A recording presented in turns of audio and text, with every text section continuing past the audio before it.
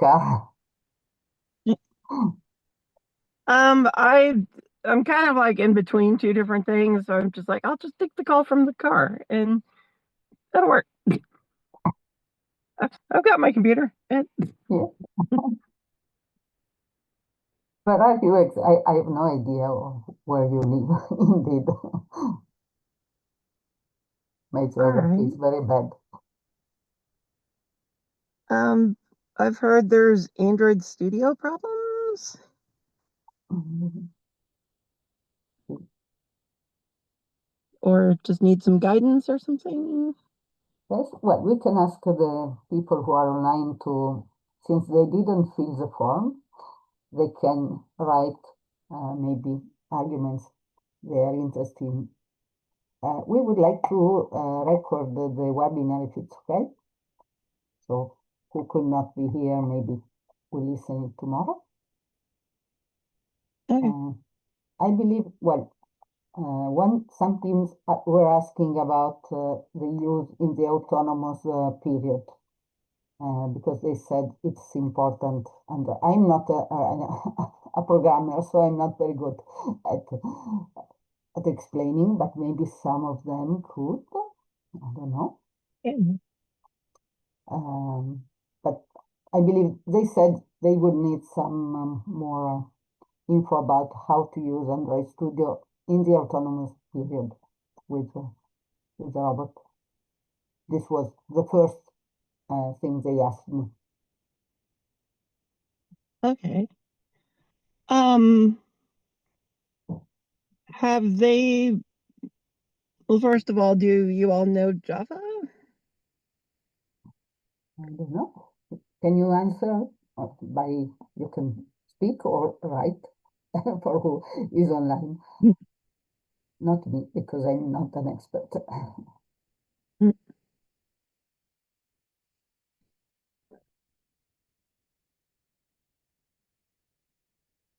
Okay.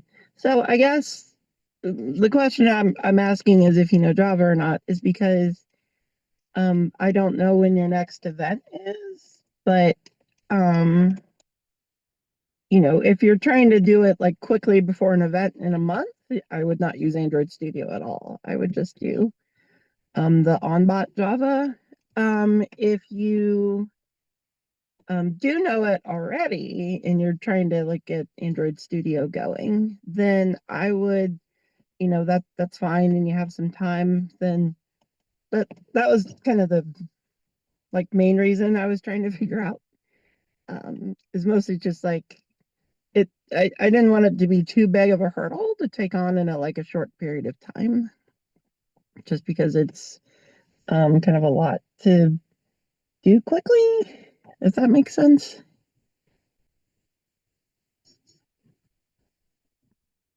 Um, Quiet crowd. Um, okay. I mean, I'm happy to kind of like pull it up and sort of show like how to navigate it and stuff, if that's useful, or if there's like specific questions that you all have. So I didn't know if you wanted more like a tutorial or more just like we're in it, we were stuck, help. I, I think you can just start with a tutorial and then maybe they will get the questions in their minds. Maybe. Yeah. All right. Sarah, can you see the chat? At least one person, Deepbot Robotics, said they're Um, familiar with oh, Java. okay, cool. Okay. That's helpful. Okay. On my phone, it didn't like show me, but that's fine. I'm I gonna switch know to my computer. I'm on my phone too, and it was hard. I just saw it pop up and I just found it. Yeah. All right, let me switch real quick here. We're gonna do this.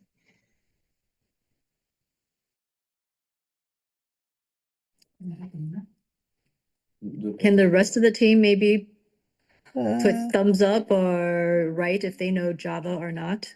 all right. Hopefully, you all can still hear me. Yeah, yes. I will also pull up the chat. Team. Oh, so we got a couple teams here. Cool. All right. So let me see if I can share my screen real quick. It's gonna be slightly chaotic because I got a lot of stuff happening, but all right, so Android Studio. So there's a couple different things you can do through Android Studio. Um, One of them is you can just write basic op modes in Java straight up. The other would be you can use something like Roadrunner or Pedro pathing. So you can, so what I would do for any of these, and I'll show you here real quick,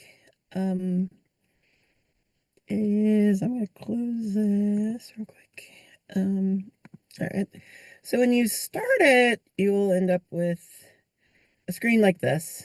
So if you don't have a project yet, um, you would go to clone repository, and then you would go get first FTC robot controller. Oh, hi. Record to there. Sure, I'll let you record. So that would be, I don't remember exactly what it is, but I could just try to pull it up, I guess.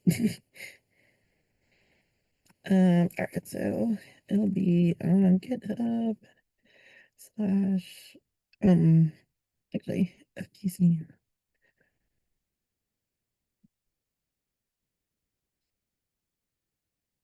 So it'll be the first one that pops up pretty much.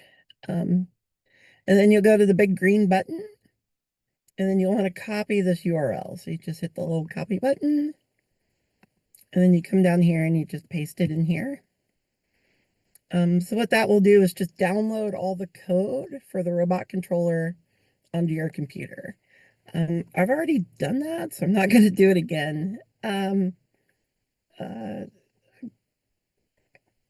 I pick the wrong one?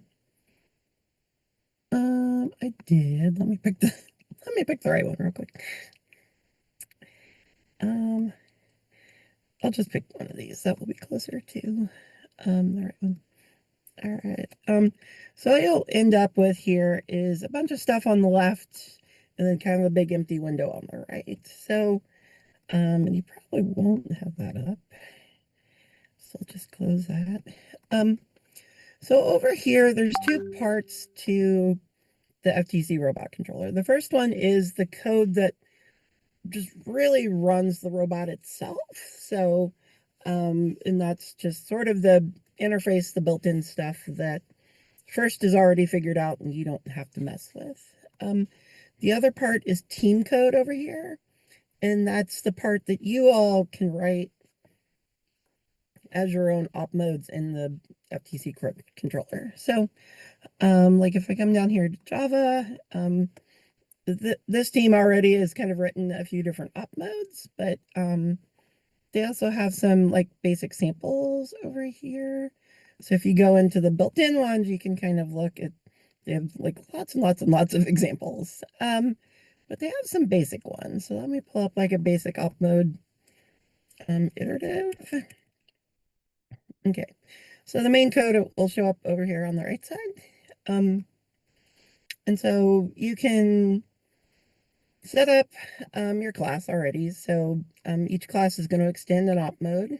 Since you already know Java, I'll assume you already know a little bit of basics around classes and functions. I don't have chat open. I'll just kind of like slide chat down here on the side in case anybody has questions.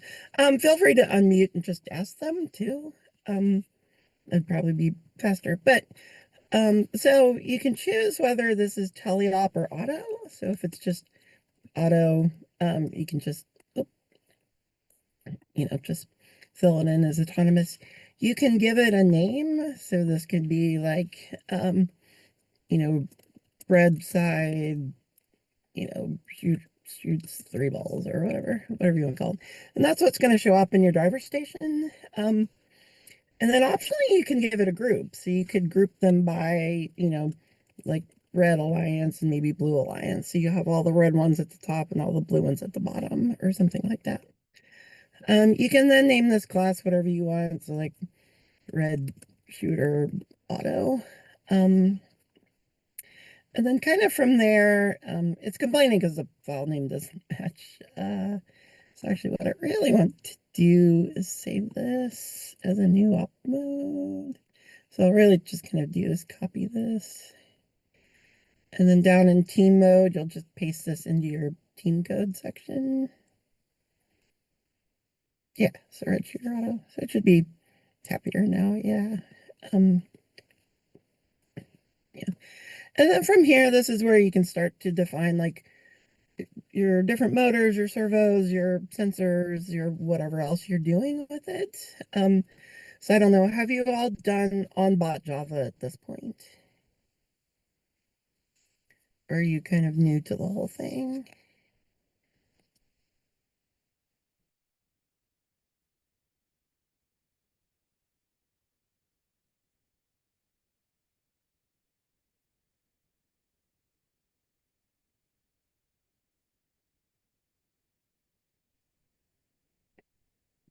You made a question? Yeah, I Yes, was but hoping you somebody would don't have to answer. ask me because I really don't understand anything of what you say. Okay. Because I really don't use the robots, so just a very simple way. Yeah, so I So want other to people should be, answer you.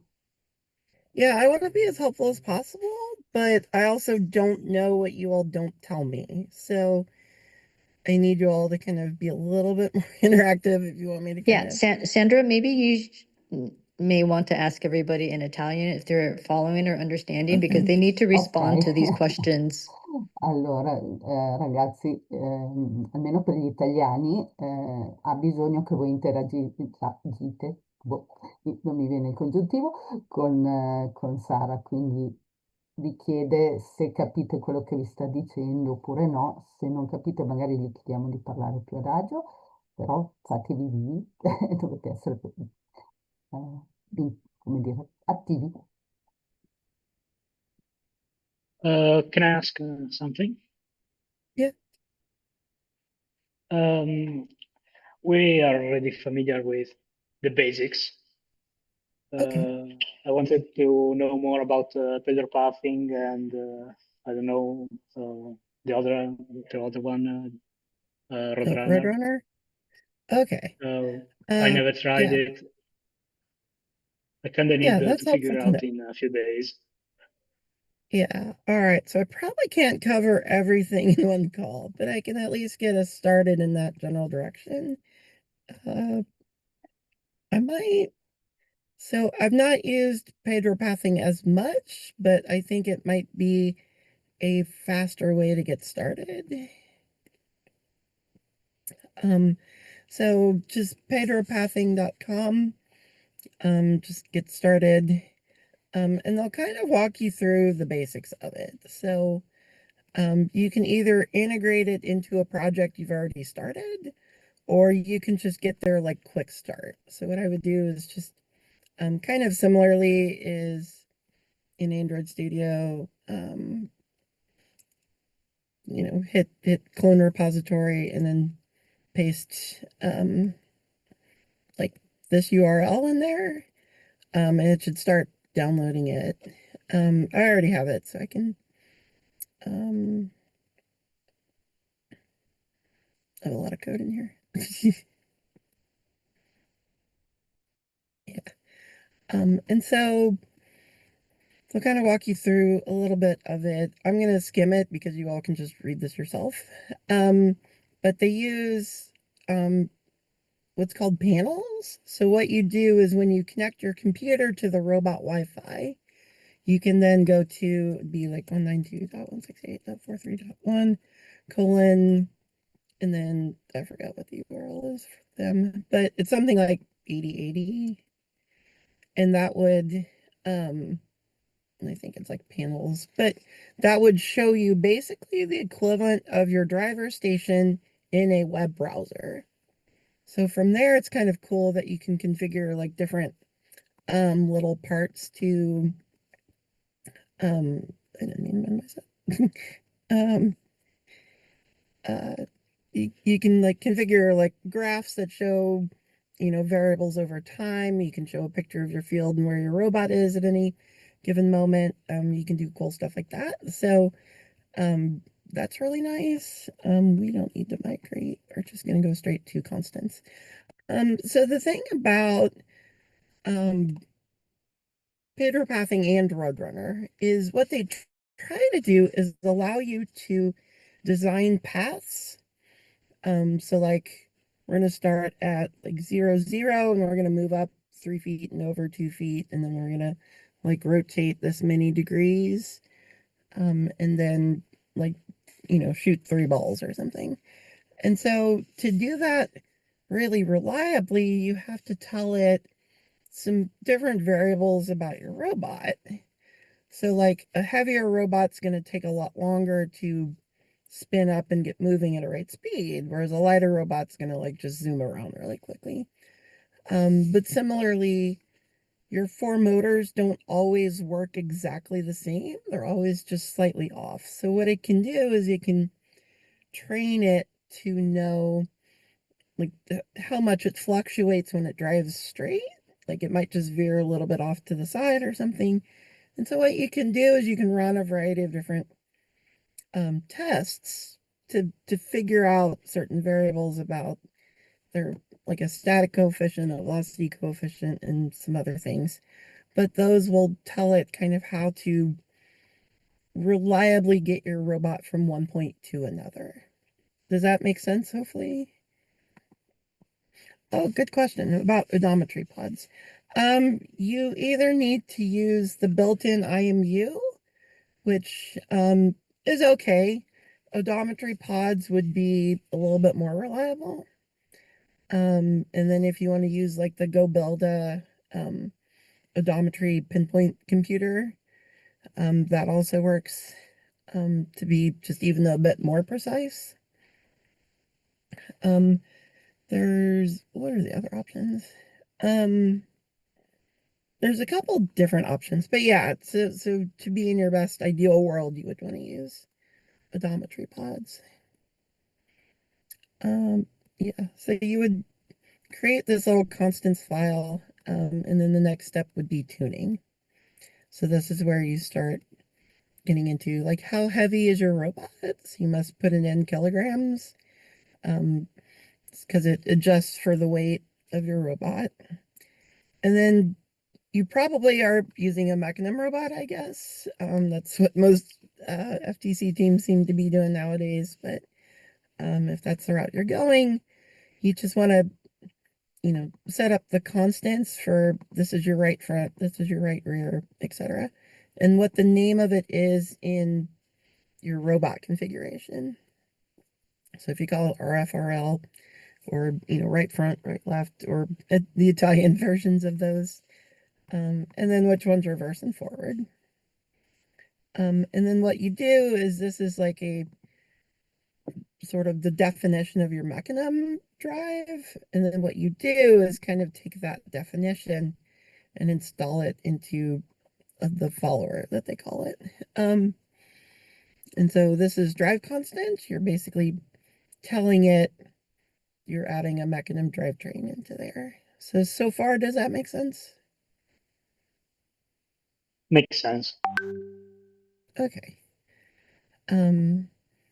And then localizer, this is kind of where you were going into odometry pods. So you can either use just encoders on your motors, which I wouldn't recommend because if your robot gets like bumped, your encoders might not accurately describe anything in that. Two-wheel localizer would be like your odometry pods. Same for three-wheel localizer. You can also do 3 wheels and the IMU. You can do the pinpoint computer from GoBuilda, or you can use the SparkFun odometry sensor. I'm mostly used to either using straight up odometry wheels or the localizer, but you can do any of these. Your most accurate is probably going to be these two, the 3-wheel and the IMU, or the pinpoint. We got the pinpoint. Okay. Then you can do odometry pods and that. So if you just have 2, you would set up like that. So if you like click into it, it tells you how to configure it. So basically, it says, do you need odometry pods to use the computer? Yeah. So that's a good question. So the odometry pods plug into your motors and coder ports. The control hub, it's accurate, but not like super accurate. So what it does is it counts the number of ticks of those pods that roll around. The pinpoint computer is just more accurate. So it counts them faster and more reliably than the control hub does. And then it reports its location to the control hub itself. So it's just like an extra step in the middle to be a bit more accurate. You can absolutely do it without, and you'll probably be fine, but yeah, so hopefully that makes sense. But you need to also tell it, so if you use odometry pods, go on the website, it should tell you how many ticks per rotation. So for the Gobilda ones, I think it's like 2,500 ticks per rotation. Odometry pod. Yeah, that one.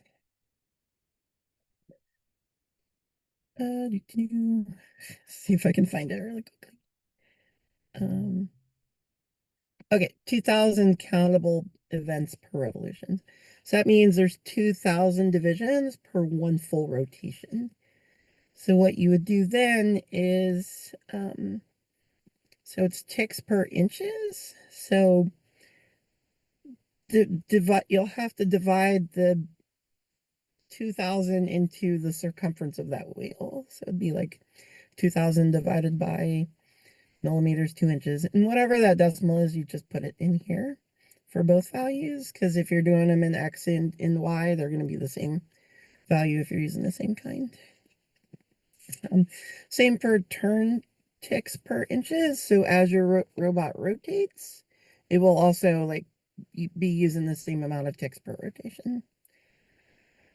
It also assumes that your odometry pods are exactly in the center of your robot, but likely they're not, right? They're going to be like slightly off-centered or, something. So what you want to do is measure from your robot, like how far over it is in the X direction and the Y direction. So you'll just do, I believe those are also probably inches. So how many inches over between them is it? And then how many inches up? So what that does is it helps offset, because it assumes as you move, the center of your robot is doing all the moving, but your odometry pods aren't going to reflect that. So you just need to give it that offset and it can do the math around that. And then similarly, if you're doing odometry pods, you just need to tell it which motor they're attached to. Because you're not using your motor encoders, you're using the odometry pods. So just tell it, I plugged the left encoder into, my front left wheel, the right encoder into the whatever wheel. And then because the odometry pods rotate in a positive direction one way and a negative direction the other way, you need to figure out, like, if you're sliding left, is your encoder growing if you move it left? So if it's going backward as you move it left, then you'll need to just change its encoder direction to be reverse. And then the IMU should be the built-in one in the control hub. And then that's all you need to kind of like set up the localization part. And then you just kind of plug that into the system with that command. So does this all make sense? Makes sense. Okay. Excuse me. All right. So, oh yeah, here's the offset. So, yeah, it just assumes everything's in the perfect center. It almost never is. So just kind of tell it it's X and Y offsets to do that. So definitely like walks you through this pretty well on how to do that. And for all of the different options, they're over there on the left. So once you plug those in, you can then start running the tuning op modes. So basically, like, there will be one that says forward velocity tuner. And so like what that one will do is start to move your robot forward a bit. And in doing that, it's trying to measure how long does it take to spin up to the velocity it's expecting. And it can do that through, you know, like slowly ramping up the voltage to your motors, and then using the odometry pods to try and see like the actual velocity of it. It will eventually give you a number, and then you'll just kind of plug in that number into your mechanism constants. And then same thing with lateral velocity is it will start moving sideways and kind of need to figure out like what the like speed velocity constants there are to get it moving. And then zero power acceleration is kind of similar, where it's trying to figure out like what its acceleration rate is. And then it will give you a number and you plug that in. And then same thing with the side by side. So is that kind of making sense without me like literally showing you with the robot or anything? To me, makes all sense. I don't know about the others. All right. I don't know. Anybody else want to chime in or anything you need to translate to make sure we're on the same page so far?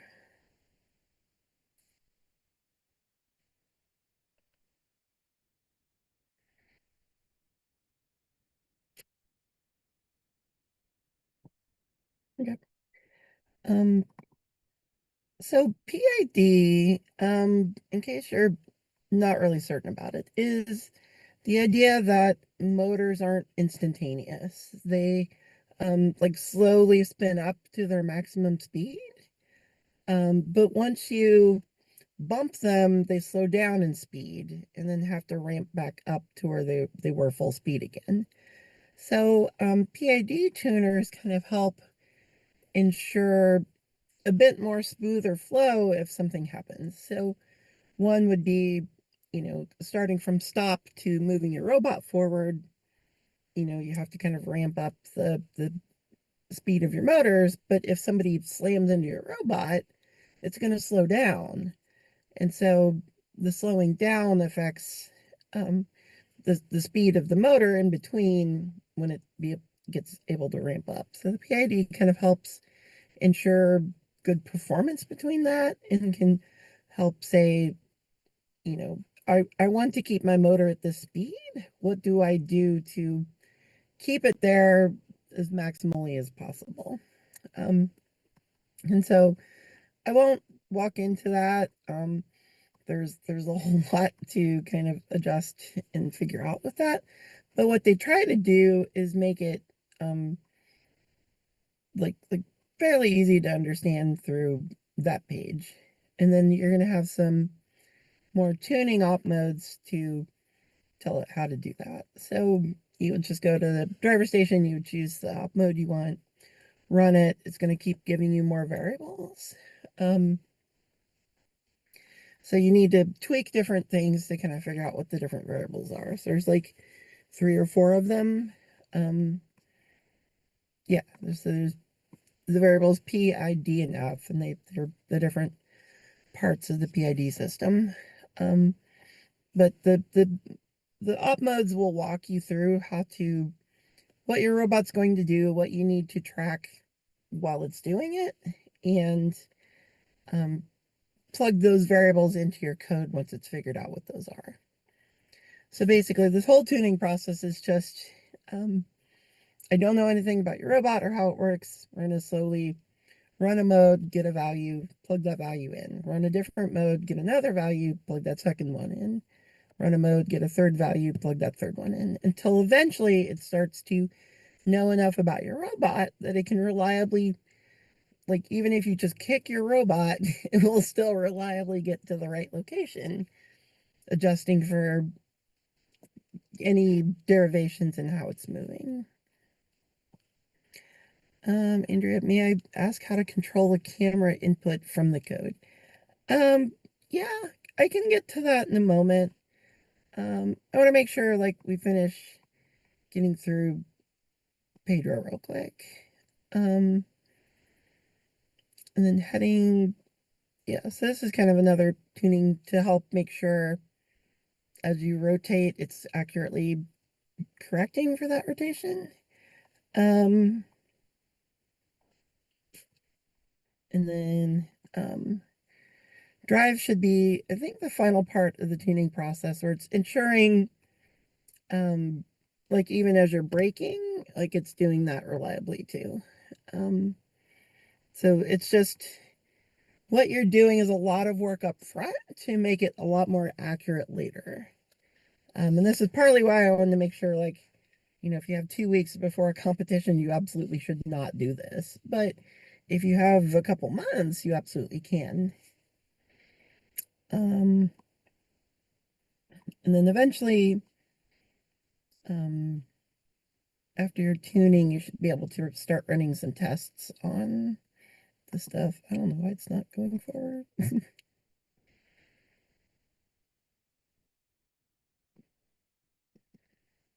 It's just not loading that page. Sure, great. Oh, there we go. Okay. So these tests should ensure, like, does it run in a line correctly? Does it run in a triangle correctly? Does it run in a full circle correctly? And once it's tuned, you can then start doing a lot of the paths. So what's the path builder? I'm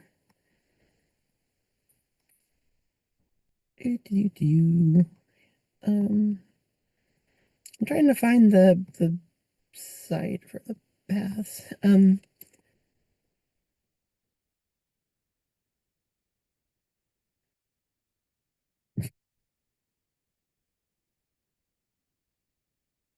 think it's this one. Yeah. So this is last year's game.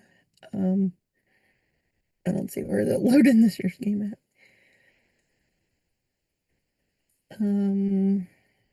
What's that? Oh no, I don't know where it's at. But oh, this is one team specific thing. But the idea is, like, you can tell it, I want to drive over here, and then I want to, like, um, add a line, and I'm gonna, have it, like, drive there, and then at a point, and pick up like that sample right there. And then as you drive it, it should hopefully do that. And the cool part about this is once you're done, you can download this trajectory path here. And then you can load that into pager pathing. And because it knows how your robot works, it should accurately follow those paths correctly. So you just need to tell it kind of where it's starting at this location here. And then you can kind of program in these things. And you can also tell it, like, do it linearly or tangentially, or, change your heading along the way, things like that. And then there's a way to load in this year's game. I forgot what it is off the top of my head, but does this make sense? Makes sense to me. All right. I'll assume that it mostly makes sense for some of the others. So Andrea, what camera are you using? Are you using like a Logitech camera or like a Husky lens or a Limelight?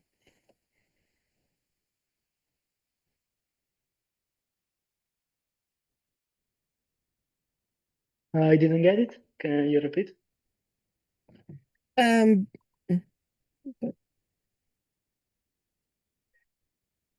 so are you well, Logitech. Okay. Um, so are you wanting to use it like detecting April tags to know like how to navigate around the field? Okay. Over in the first tech challenge, documentation, they should have, I don't know, that should,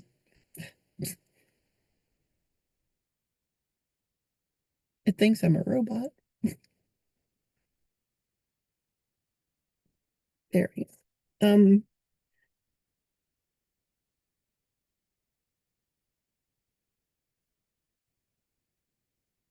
So in the code you're using, all the April tag stuff is built in pretty easily. So we have some introduction stuff here, but I'm gonna skip over that because you can read it.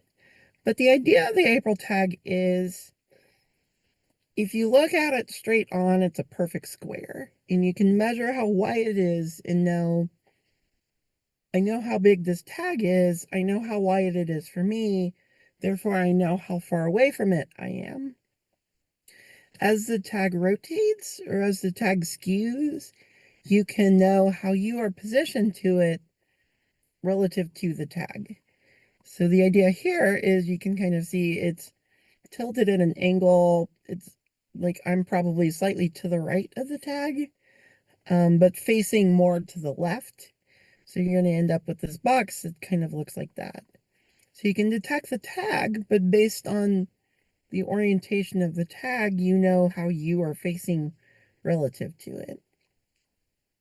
So it should be able to give you an X and a Y Z distance from that April tag. So if you go into, so wherever you're doing it, you'll have an op mode that at some point you might like drive up to it and then you're going to start to look at it. So what you'll want to do is then kind of, this is like the really simple code. So basically you're going to say, for every tag it detects in that camera image, which it really should only be one tag at a time, but you know, you might be far enough away you can actually see both at the same time. You're going to say, for each tag I'm detecting, you're going to try to figure out your orientation relative to it. So it's going to try to figure out, you're sort of feeding in these variables and it should tell you how you're oriented. So then you should be able to get a detection.raw pose, and that should tell you what your X, your Y, and your Z is relative to the tag. And then your rotation angles should be from the tag, I am rotated this many degrees X, this many degrees Y, and this many degrees Z. Because you're, and you may not think like you're moving up and down, but really like the tag is higher than your robot. So in a sense, you always do have to kind of look up at it for this year's competition. But the tag on the obelisk will be pretty much at like robot level. It might be like slightly higher. So your Z may not be as useful, but your X and your Y will tell you how far away you are, kind of in a swinging rotation from it, if that makes sense. From there, that's where you can kind of do what you want with it, right? So the super easiest thing to do would be just kind of show it in your driver hub telemetry. So just like, you know, I'm this much rotation from the tag. And then you can use that to kind of like wiggle your robot into the right shooting position for the balls. The probably next level up from that would be based on that rotation, maybe show a light that is red if you're not lined up correctly, green if you are lined up correctly. Or you could do something like red if it's too far to the left, or purple if it's too far to the right, and then show green when you've lined up. So you know, the drivers can know what they need to do to be in the right location from it. The more advanced thing would be you press like a button on your gamepad and your robot auto aligns. So it knows where you are from the tag and it will say, I'm too far left. I'm going to actually rotate right a little bit until I get to the right angle. Those are probably the basics of this. Obviously there's more I could dive into with perhaps a second call to answer more specific questions.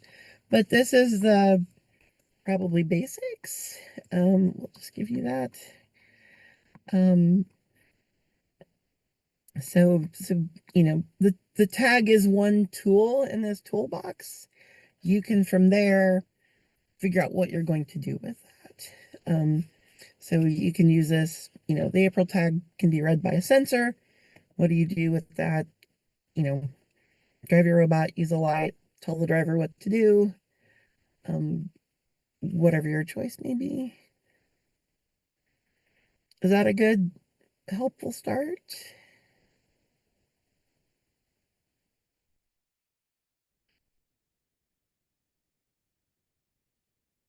All right. And then you can get into like a lot more advanced things. For this particular game, I don't think you really need to. So like 2 years ago, you could do image recognition from these things. You don't really have to. If you are getting to a point where you're ready to read the obelisk and figure out if it's, code 1, 2, or 3, that's April Tag ID codes over here. So we want Java. But you can do the,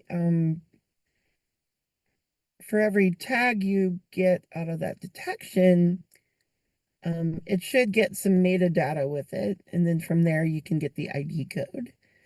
So I think the codes are 11, 12, and 13, or 21, 22, and 23. I don't remember off the top of my head. But you can look at that code. So maybe like your robot would drive forward, look at the code, figure out, it's pattern number 3.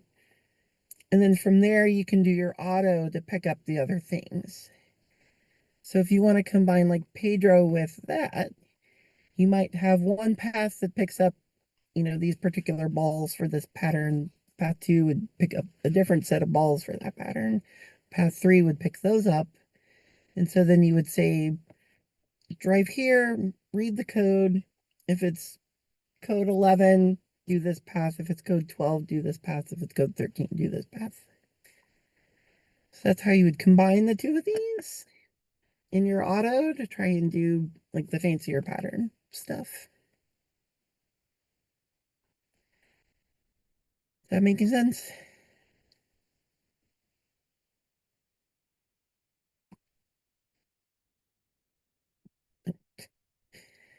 So I realize there's like layers to this, but yeah. So on its own, the tags are a completely different system from Roadrunner or Pedro, but that's kind of how you might combine them together to kind of be a bit more effective. And then you can also use the tags in teleop to help laser shooting.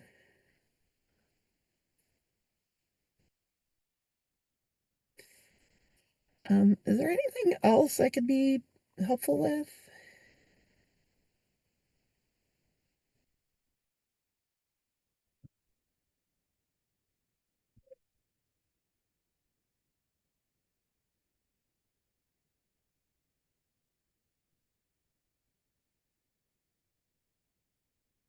Anyone? I was struggling a little bit with color sensors. With For some what sensor? reason, I color sensor, like Rev color sensor Oh, V3. yeah. Are you And using for some the reason, I camera can or like the rev sensors?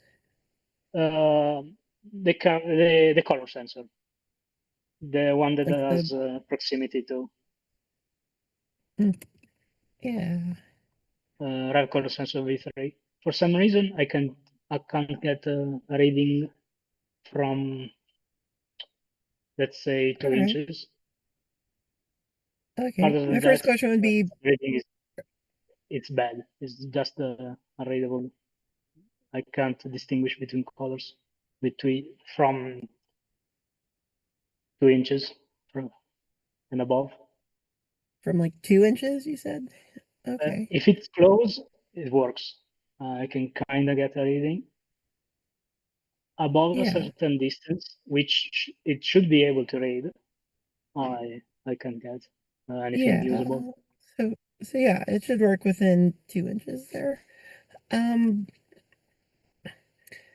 let's see. So One thing might be helpful is this the one that has a light on it? Do you Yeah, have the light turned on? yeah, I'm already normalizing. Okay. Is it is it just kind of like reading gray, or is it just not reading a strong purple or Basically, green or whatever? I'm basically from 2 centimeters. At 2 centimeters, there is a usable value at a low gain, kind of around 6. And when it gets at a certain distance, around 4 centimeters, 5, even if I up the gain, it's completely unusable. All right. It's almost a background noise. Yeah. There's no Um, difference between colors and so on. yeah. Hmm. Um, is it is it like internal to your robot where you're holding a ball and you're looking at it, or is it like Uh, you're looking at a ball for on the field?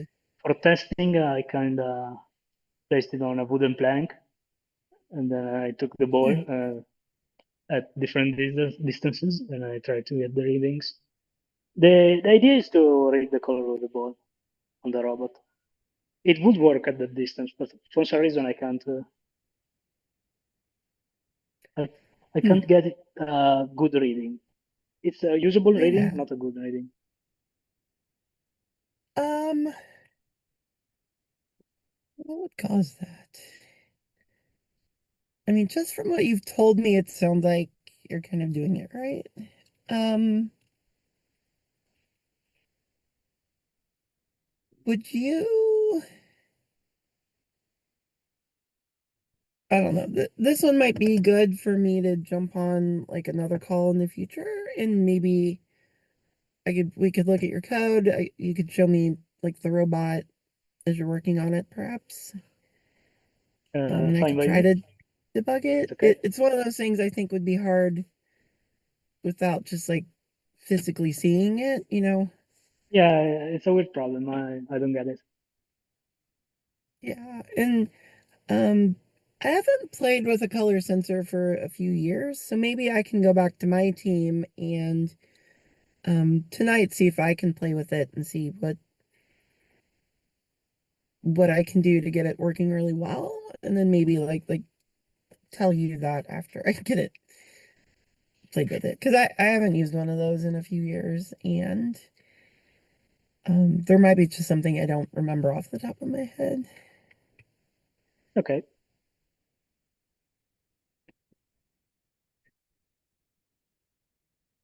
Um, any other questions I can be helpful with?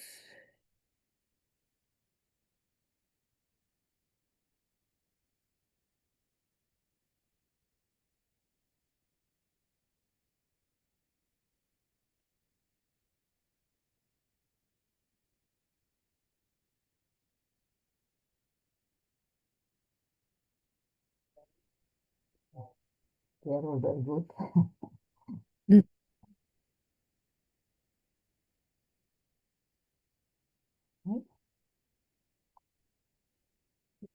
all right. I'm happy to keep kind of going back and forth. Feel free to pass me questions by email or whatever, and I can try to write them out or share resources or whatever. I'll try to play with the color sensor and see what's happening. And then, yeah, Sandra or Candy, if you want to keep me in the loop if anything else pops up. Great. I think they will think about. Maybe, do you Mm, think maybe we can ask, the people on the call if this was interesting for them, if it was Yeah. helpful, or it was, yeah. because only the people maybe who asked questions got their answers and the rest are just kind of sitting there, don't want to make them lose time.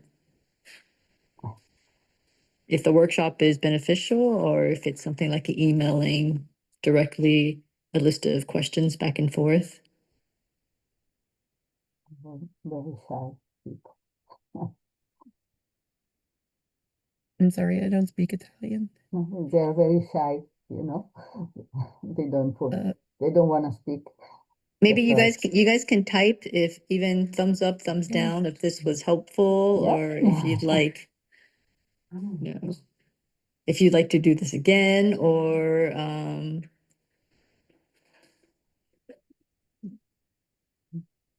Yeah.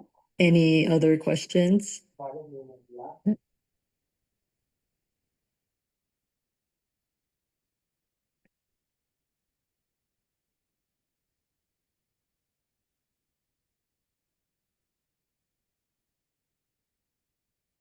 Is it better to do this in Italian or is English okay? I don't know. Volete un traduttore la prossima volta, un interprete? Or, well, Or una persona italiana? un Je parle un italiano, peu français. un par français. Maybe the Zimbabwe team, I don't know if they speak English or French in their country. We have I no talk French little teams. sign language. Oh, yeah, could be. Andrea's English is very good, I imagine.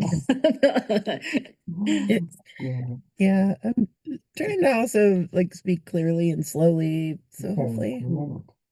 my English is Okay. helpful. Yeah, okay. So All maybe right. next time they will also think before the questions, because it's there is not the man who the team which asked for some specific help. So I don't know if there is c'è qualcuno della squadra di Ancona che aveva una richiesta specifica di voi? Dite qualcosa? Sì? No? Suppongo di no.